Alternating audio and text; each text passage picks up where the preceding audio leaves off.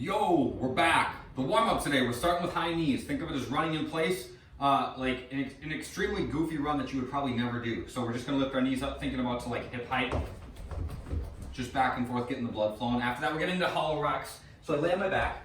We're trying to put the part of our back, the small of our back, on the ground. That's the idea when we hollow rock. My belly needs to be tight. So if you're like, I don't know, I'm not sure if I'm doing this right, think about lifting your shoulder blades up. If your shoulder blades are up, it's going to be your abs that are probably doing that, so that's a good way to check on that. So shoulder blades lifted, and then your glutes need to be flexed too. My arms are up overhead, I point my toes, and I just gently rock forwards and back. If I'm missing tension in my abs and missing tension in my glutes, it's going to be tough to do hollow rock, so make sure that those two things are on as much as is possible or as much as is needed. After that, we're doing plank shoulder taps, I think. Plank shoulder taps. So I go to a plank, and guess what I do? I touch my opposing shoulder. That's right. You heard it here first. Plank shoulder taps involve touching your shoulders while on a plank. Crazy. Madness. The workout, we're doing 3 5-minute rounds. The equipment version is going to have 3 different movements. All right? You get that? 3. We're starting with double unders. If you have a jump rope, you can do double unders.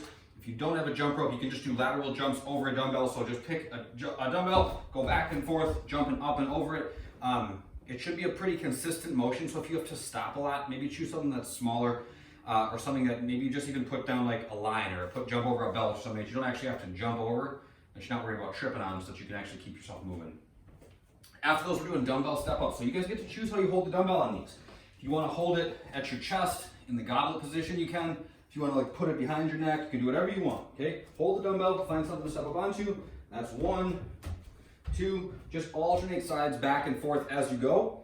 And then the last thing we're doing is dumbbell push press. So I got 1 bell per hand. Put them on my shoulders, I squeeze my belly so that my back stays braced.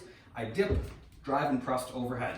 Okay? Dip, drive, and press. Standard, straightforward, easy peasy. Use your legs to get the weight moving. The body weight version, same thing. 3 5-minute rounds, lateral jumps over a 6-inch target. Again, something that you can keep moving with. Step ups with no weight. And then incline push-ups are going to be the last movement. So find the higher the incline, the easier they're going to be. So if you guys are sore or tired, just want to move, go with like a countertop, something that's a little bit higher, that's going to make these a lot easier.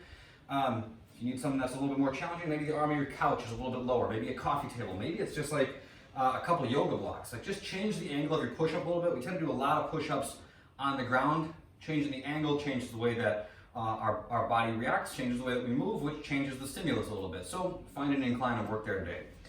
After that, the fun, we're gonna do 30 burpees, kind of a sprint. All right, so go hard on these.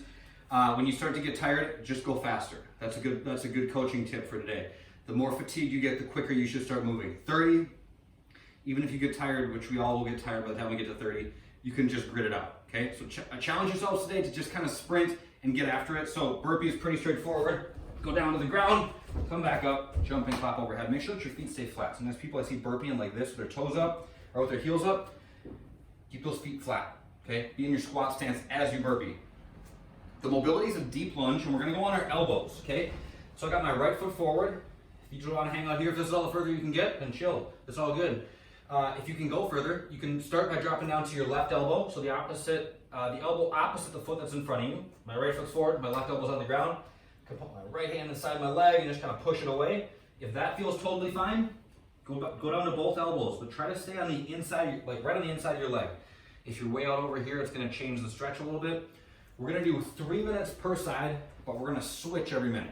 Okay, so a total of 6, just going back and forth. That's that. As always, if you guys have questions, hit me up. I'm always happy to help. That's all I got for you for this one. I'll see you next time.